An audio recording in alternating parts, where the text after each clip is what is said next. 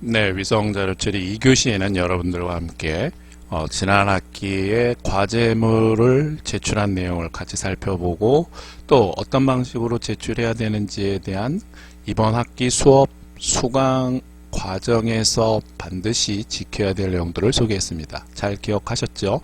네, 반드시 이번 학기에는 교수님이 강조한 공지사항 내용이라든지 또는 수업 진행 과정에서 실습 결과물을 제출하는 방법을 잘 따라서 제출하셔야 되겠고요.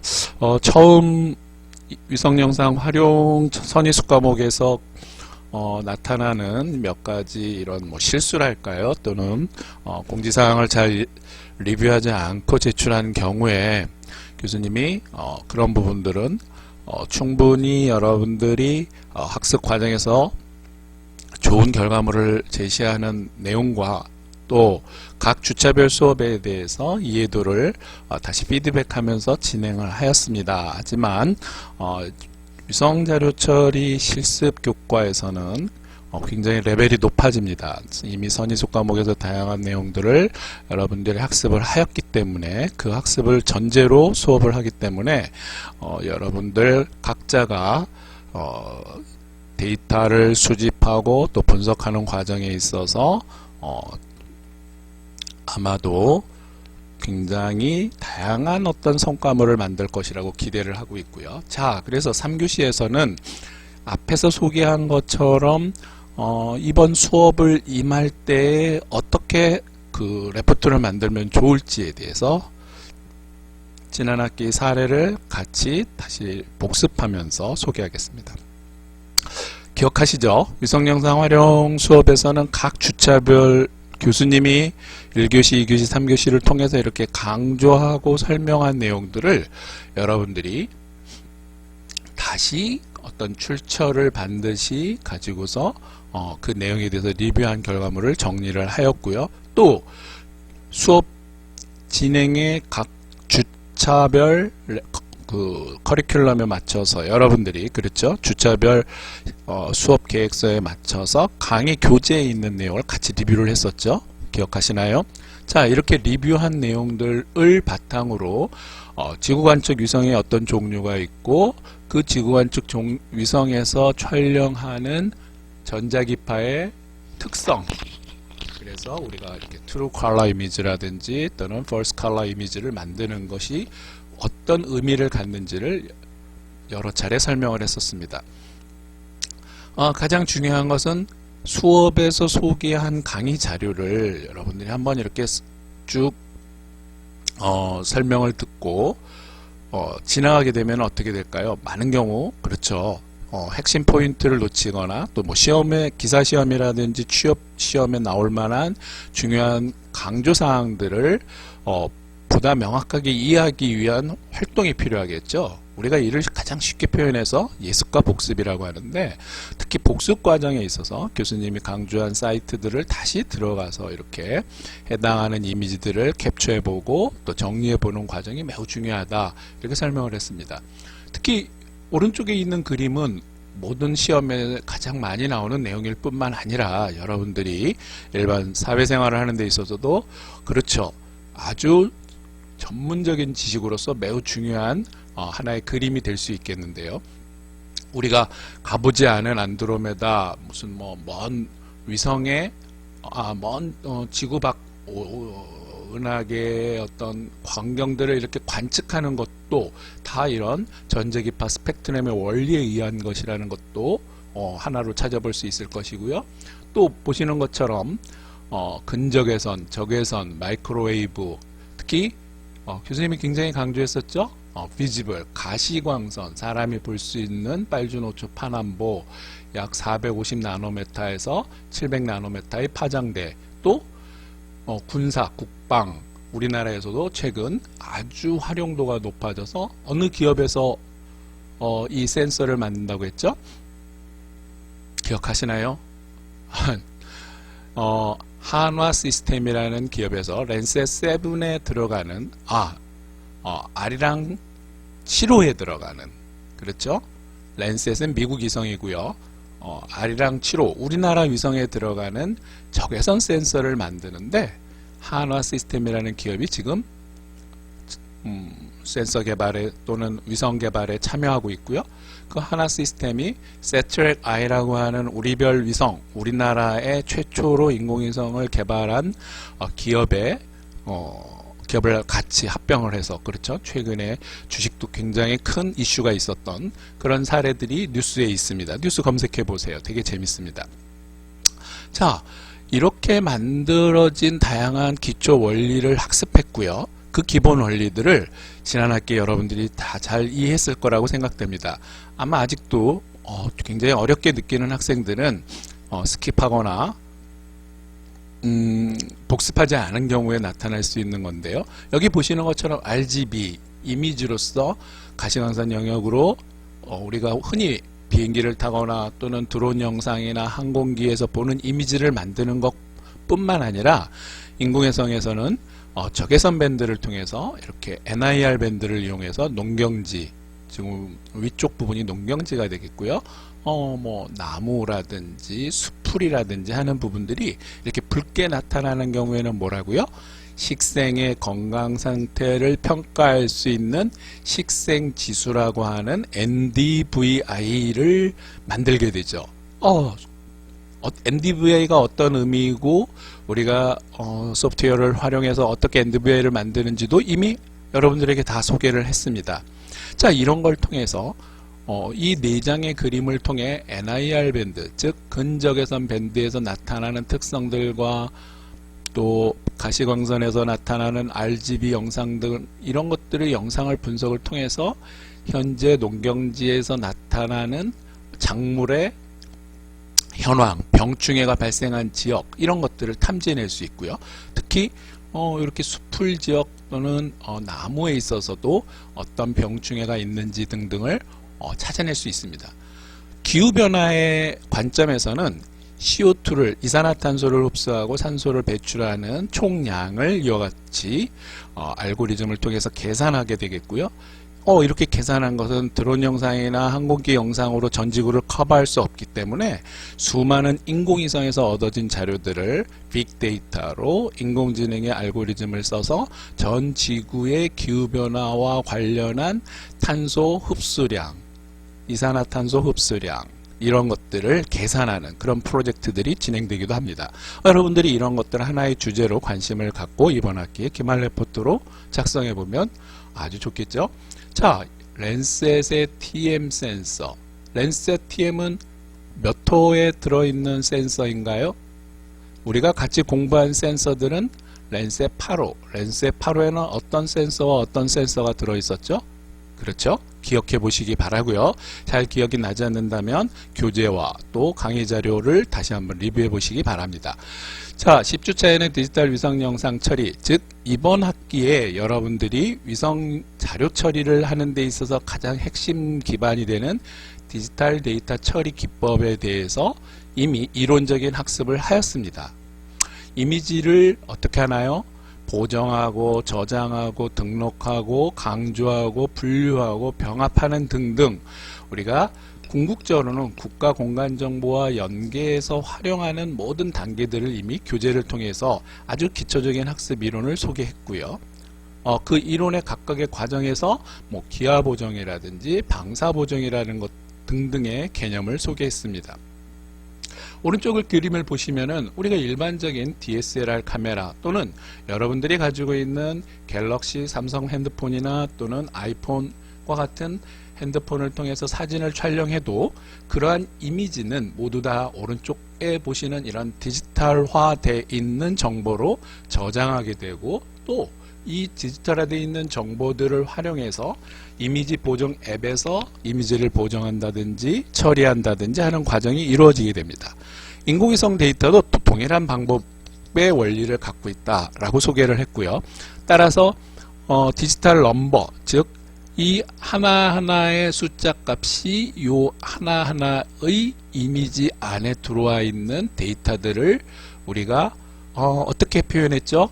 디지털 넘버가 높으면 반사도가 많은 거고 반사도가 많은 것은 디지털 넘버가 높은 값을 갖고 반사를 적게 하는 물체 어떤 대상 객체들은 디지털 넘버가 낮게 나타나서 이렇게 어두운 색상을 나타낸다. 그래서 흑백의 이미지를 통해서 우리가 컴퓨터가 알고 있거나 인식하는 것은 이와 같은 숫자를 인식하는 거지만 이 숫자들을 우리가 이와 같이 색상으로 대비해서 하나의 이미지로 다시 디스플레이 하게 되면 우리가 사람이 눈으로 볼 수 있는 이미지의 형태가 생기는 겁니다. 실제로는 우리가 이걸 컬러 영상으로 보게 되는데 컴퓨터는 그렇죠. 컴퓨터는 이와 같은 이미지를 보는 것이 아니라 오른쪽에 나타나 있는 이러한 숫자를 보는 것이고요. 보통 256 컬러, 256 컬러 이런 말 많이 들어봤나요? 그래서 가장 디지털 밴드에 들어오는 신호값이 낮은 것을 0, 검은색으로 할당하고 디지털 넘버의 가장 반사값이 높은 것을 255라는 숫자를 할당해서 2의 8승은 256. 그래서 256 단계로 색상을 이렇게 그레디언트, 색상의 단계를 줌으로써 우리가 그 숫자를 이 하나하나의 픽셀의 데이터 값으로 표현하면 보시는 이미지와 같은 흑백 영상이 나타나고요. 자, 이게 레드 밴드, 그린 밴드, 블루 밴드 이렇게 세 개의 3색으로 나타나는 것을 어떻게 하나요? 합성하게 되면 컬러 영상을 볼 수가 있는 거죠. 이렇게 우리가 보는 모든 사진의 이미지들은 가시광선 영역뿐만 아니라 그렇죠. 근적외선 또는 원적외선 또는 어떤 밴드가 있었죠? 열적외선 밴드까지도 매우 중요하다고 그랬죠. 여러분들이 코로나19 때문에 어떤 건물에 들어가려고 하면 어떻게 해나요? 온도를 재죠. 비접촉식 온도계를 사용합니다. 즉 센서를 통해서 여러분의 체온을 측정하는데 이러한 원리가 바로 열적외선을 탐지하는 원리가 되겠고요. 이미 그 열적외선은 아주 오래전에 인공위성 지구로부터 600km, 700km 또는 정지궤도인 경우에는 36,000km 밖에서 지구를 관측하는데 그 센서에 열적외선이 들어있어서 그 열적외선을 통해서 하나하나의 온도를 탐색하는 그런 과정들이 수행되고 있었고요. 지금 보시는 거는 이렇게 픽셀 하나하나에 어떤 디지털 넘버 값들이 들어있는 거를 우리가 뭐 필터링이라든지 그렇죠. 또는 이런 밴드식, 즉 아까 말씀드린 레드 밴드 파장대의 영역과 블루 밴드 파장대의 영역의 디지털 밴드 값들을 서로 나누어 줌으로써 새로운 디지털 밴드의 분석 이미지를 만들 수가 있고요. 또 뭐 더해주거나 나누어주거나 빼거나 하는 이런 과정들을 통해서 영상을 처리할 수 있겠습니다. 자, 이러한 영상을 처리하는 과정은 모두 수학적 또는 통계적 과정과 연계되어 있죠. 그래서 여러분들이 아주 고도의 영상 처리 과정을 학습하는 데 있어서는 매우 많은 양의 학습량이 필요한 거고요. 위성영상 활용 때는 교수님이 여러분의 흥미와 또 관심 또 이 분야가 아주 어려운 분야일 수도 있지만 아주 기초적인 데이터 구축과 학습 과정에서는 프로그램만 잘 따라오고 익히면 쉽게 이미지를 생산하고 처리하고 분석할 수 있다는 걸 이미 소개한 바 있습니다. 그렇죠? 잘 기억하고 계시죠? 그래서 대부분의 학생이 위성영상 10주차에 소개한 이 프로그램을 따라해 보는 데 있어서 보시는 것처럼 디지털 영상으로 좌측에 있는 샘플 이미지의 흑백 영상을 오른쪽에 있는 것처럼 히스토그램으로 구분해서 표현하기도 하고 또 근적외선 밴드들을 이용을 해서 이렇게 붉게 나타나는 건 뭐라고 그랬죠? 맞습니다. 식생, 즉 식물이 존재하는 지역을 탐색하는 겁니다. 왜 이게 중요할까요? 화성에 식물이 있게 되면 이산화탄소를 흡수하고 산소를 생산하고 그렇다면 식물 그 자체가 생물이니까요. 그렇죠? 이름으로써 지구와 동일한 환경이 있는 다른 위성은 어디에 있는가 탐색하는 것과 같은 원리이고요. 꼭 그런 것이 아니더라도 사막 지역이라든지 또는 농경지, 미국의 같은 경우 미국이나 캐나다나 중국 굉장히 넓은 지역들은 우리가 아직 인간이 다 탐색하지 못한 많은 지역들이 있고요. 그런 지역들을 이렇게 인공위성 자료로 분석하는 경우가 많은데요.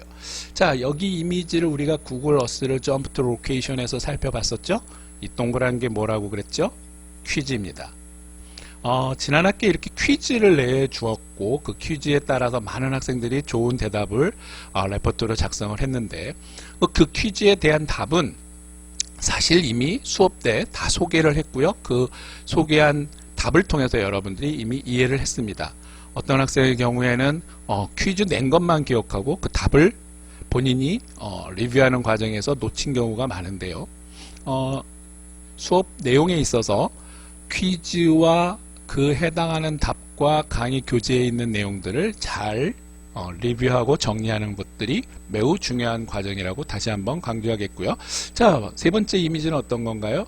여러분들이 직접 USGS에서 다운받은 이미지, 즉 프로그램에 설치되어 있는 샘플 이미지를 가지고서 분석을 할 수도 있겠지만 직접 USGS에 들어가서 2교시에도 많이 강조를 했었죠. 여러분들이 가장 최신의 구름이 없는 서울 지역 또는 산불이 발생한 지역 등등의 자료를 다운받아서 그 다운받은 자료를 분석해보자 하는 내용을 소개했습니다. 기억하시죠? 자, 오른쪽에 있는 것처럼 X 프로파일 또는 Y 프로파일 등등을 통해서 하나의 포인트의 데이터 값들이 1번 밴드, 2번 밴드, 3번 밴드, 4번 밴드 어떻게 디지털 넘버로 이렇게 나타나는지 그러한 과정도 MB라고 하는 소프트웨어에서 이렇게 살펴볼 수 있다라고 기초학습으로 소개했죠. 이런 내용들을 이미 아주 우수하게 다 팔로우한 학생도 있고요. 아직 MB도 설치해 볼 줄 모르는 학생도 있습니다. 그렇죠? 난이도가 굉장히 다르죠. 지금 여러분들의 학습량 또는 학습 과정에서 이해하는 이해도가 다르기 때문에 이를 어떻게 잘 조정을 해서 전체적으로 아주 재밌는 수업으로 이끌어갈까 하는 것들이 이번 학기의 핵심 과제가 될 것 같은데요. 가장 중요한 거는 그렇죠. 어떤 수업이든지 즐겁고 또 그렇게 배운 내용들이 과연 본인이 이후에 취업을 하거나 또는 다른 여러 가지 외부 활동을 어떻게 전개하는 또는 다른 과목과 어떻게 연계해서 도움을 줄 수 있는지, 또 어떤 학생은 이 분야에 너무 만족스러운 또는 자기의 진로에 가장 부합한다라고 판단을 해서 위성 영상 분야로 아주 깊이 있게 학습하는 학생들도 있는데요. 언제든지 메일로 그러한 내용들을 같이 소통하고 있기 때문에 여러분들이 전달해주면 거기에 대해서 또 많은 자료를 첨부해 드리도록 하겠습니다. 자, 11주차에 구체적으로 위성 원격 탐사 또 인공위성 자료들을 활용한 이런 많은 사례들이 있다라는 걸 소개했었죠. 어떤 건가요? 자, 기본적으로는 여러분이 다음 지도, 네이버 지도, 카카오 지도, 구글 어스 이미지 등등을 만드는 이런 영상 데이터의 기본적인 구축 과정은 이미 여러분들이 수행하고 있다. 이미 할 줄 안다. 이렇게 이해하시면 되겠고요. 10년 전, 20년 전 자료가 아니라 가장 최근에 인공위성에서 촬영된 데이터를 다운받게 되면 그 데이터를 가지고 내가 구글 어스에 어떻게 업데이트 하느냐까지도 소개하였습니다. 그렇죠? 구글 어스 스튜디오를 활용하는 기술 이런 것들을 여러분들이 학습했고요. 그 학습한 과정에서 기초적으로 여러분들이 구글 어스라고 하는 위성 영상 자료를 활용하는 최고의 플랫폼을 이미 경험을 했죠. 그 경험한 결과를 바탕으로 어떤 우리가 만들어진 한 학기 개인 스몰 프로젝트에서 나오는 성과물을 구글 어스에다 어떻게 올려서 그걸 좀 더 줌인 줌아웃 하면서 살펴보는지 하는 것도 같이 소개했고 또 여러분들이 경험을 했습니다. 인공위성의 활용 분야는 굉장히 다양하죠. 미세먼지를 살펴보거나 황사의 공간적인 분포를 살펴볼 수도 있고요. 식생을 추적할 수도 있고요. 도시가 어떻게 개발되어 나가는지에 대한 이런 토지 피복 지도라고 하는 새로운 thematic map, 주제도를 만들 수도 있죠. 이 주제도를 하나하나 만드는 과정에서 국가기관에서는 그렇죠. 공인된 지도 제작에 필요한 인력을 수급하고 있고 또 이 DB 구축 사업에 매년 많은 예산이 사용되고 있다라는 것을 소개했습니다.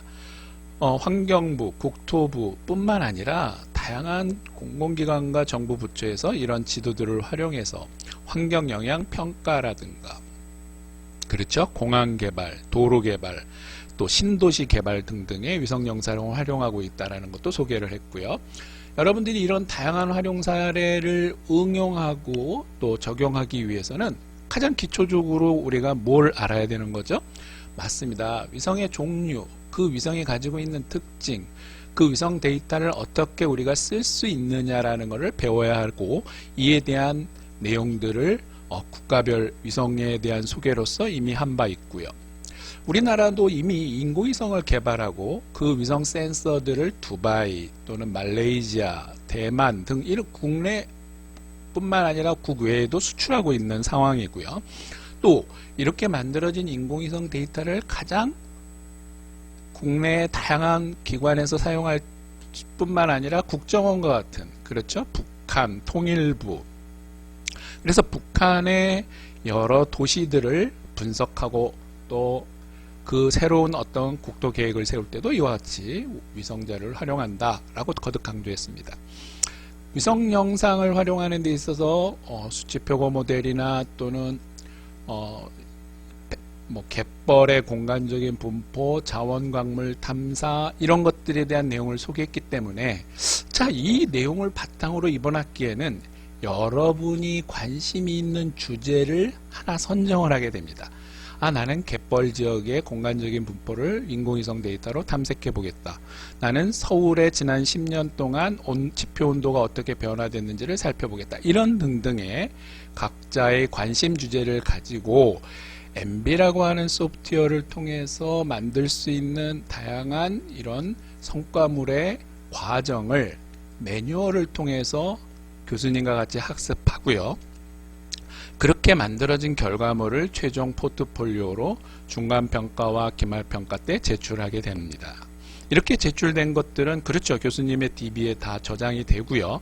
그 하나하나를 상대평가 또는 절대평가를 통해서 여러분들의 학업 성취도를 평가할 것이고요. 그 평가된 결과물 과정 중에 아주 우수하고 또 이런 부분은 이런 피드백이 필요하겠다고 하는 내용들은 그렇죠. 교수님이 지난 학기에도 전화 통화나 또는 이메일을 통하거나 또는 자료를 첨부해서 같이 어떻게 수정 보완할지에 대해서 소개를 했고요. 또 일부 학생들은 아예 초기 단계부터 프로그램 설치가 잘 안 된다든가 하는 부분도 이미 그 과정을 학습할 수 있도록 도움을 준 바 있습니다. 자, 굉장히 잘한 내용 중에 하나가 무엇이었냐면 USGS 다운로드 사이트에 우리가 랜셋 데이터뿐만 아니라 다양한 프로그램들이 있었죠. 즉 하이퍼스펙트럴이라고 하는 영상 자료를 다운받아서 그 다운받는 과정을 이렇게 본인이 직접 경험하고 어떤 학생은 레포트를 제출하는데 본인이 직접 한 게 아니고 그냥 외부 사이트에 돌아다니는 어떤 사진들을 캡처해서 제출한 경우가 있었는데요. 그건 물론 좋은 학습의 과정 중에 하나이긴 하지만 교수님이 이번 학기에는 본인이 직접 실습한 결과물을 위주로 이렇게 레포트를 구성하고 그 구성한 결과물을 평가하기 때문에 직접 프로그램을 설치하고 데이터를 다운받고 보시는 바와 같이 인천 영종도 국제공항이 만들어지기 전 최근 만들어진 이후에 토지 이용이 이렇게 토지 피복의 어떤 지형적 변화, 도시의 변화 나타나는 성과들이 이렇게 달라진 결과물을 본인이 직접 이와 같이 위성 영상 지도로 제작하고 이를 제출하고 분석 결과물에 대한 다양한 평가들을 수행하는 것, 이게 이 실습 교과목의 가장 핵심적인 주제가 된다. 이렇게 거듭 다시 설명드리겠습니다. 지금 소개한 이 주제 내용을 하나의 기말과제 샘플로서 수행해도 좋다라는 거고요. 갯벌의 면적은 줄어들었고 대신에 도시가 형성되거나 이렇게 영종도 공항이 생겼는데 이 공항이 생긴 주변 도시 지역으로 많은 인구가 유입되고 거주하고는 사람이 생기고 일자리가 생겼겠죠. 이런 것들을 통해서 어떤 경제적인 활동의 영향지수 이런 것들도 인공위성으로 파악할 수 있습니다. 가장 재밌는 건 인공위성 데이터로 여러 정보들을 추출해서 그 추출한 정보로 다른 파라메타 앞에서 설명한 것처럼 아파트의 거주 인구를 통계적으로 추정한다든지 또는 물동량을 파악한다든지 또는 이 시와 여러 지역들 특히 북한 지역이 이렇게 보이는 지역들의 군사시설을 찾아내서 그 군사시설 주변의 주요 현황들을 탐색해서 지도로 만든다든지 하는 등등 그렇죠. 활용하는 기술이 다양하겠죠. 이런 것들을 여러분들과 같이 흥미있는 주제로 해볼 수 있을 것이고요. 이제 점점 기술의 발전과 인공위성 활용하는 그 레벨이 높아지면서 보시는 것처럼 unsupervised learning, 즉 우리가 머신러닝이나 또는 딥러닝, AI, 인공지능을 활용한 영상 처리 기술이 많이 발전을 했습니다. 여러분들이 기본적으로 디지털 영상에서 나오는 자료를 이렇게 빛의 산란이라든지 밴드의 특성을 이용해서 분석하는 것뿐만이 아니라 인간이 어떤 경험치 또는 기존에 수집되어 있는 정보들을 AI 알고리즘에 학습을 시키고요. 이런 걸 머신러닝 또는 기계학습이라고 하는데 이러한 학습을 통해서 우리가 새로운 이미지 분석 또는 결과물을 산출하는 이런 것들이 앞으로 각광을 받고 있습니다. 그래서 여러분들이 이 부분에 대해서도 학습을 할 것이고요. 자, 마지막으로 그래서 이렇게 취득된 것들을 온도지도죠. 서울이고 한강이고 그걸 이렇게 온도지도를 만들고 스케일바를 만들어서 서울 주변의 지표면 온도를 만들었습니다. 그렇죠? 자, 이러한 기능 하나하나를 통해서 이 온도가 가장 정확한 건지 또 이렇게 온도 과정을 만드는 식을 우리가 수정 보완해 보는 방법은 없는지 등등을 이번 학기에 같이 학습할 것입니다. 이해되셨나요? 자, 그러면 교수님이 1교시, 2교시, 3교시를 통해서 이번 학기 수업이 어떻게 진행될 건지를 소개했고 또 복습을 해봤죠. 앞으로 2주차, 3주차에는 이러한 내용들을 다시 팔로우하면서 가장 최신의 데이터를 가지고 여러분들과 같이 실제 데이터를 정렬하고 조정하고 보정하고 분석해서 새로운 정보를 추출해 나가는 과정을 같이 학습할 것입니다. 기대되지 않나요? 자, 그럼 다음 주에 수업에 만나도록 하겠습니다. 수고하셨습니다.